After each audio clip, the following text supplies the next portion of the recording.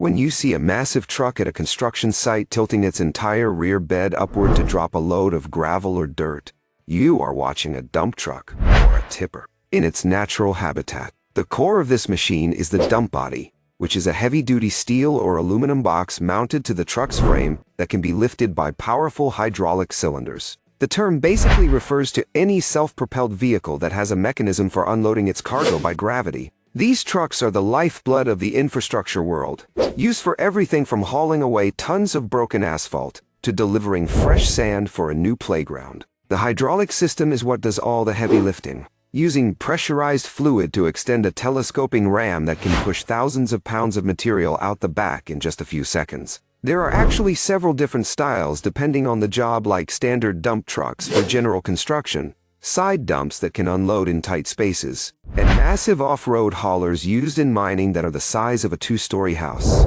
When the truck is moving, the load stays centered and secure, but the real engineering magic happens during the dump, when the system has to keep the truck perfectly balanced so it does not tip over on uneven ground. Most of these trucks also feature a specialized tailgate that can either swing open like a door or hinge from the top to let the material flow out smoothly. It is a rugged, straightforward piece of equipment that makes it possible to move the literal earth we build our world on.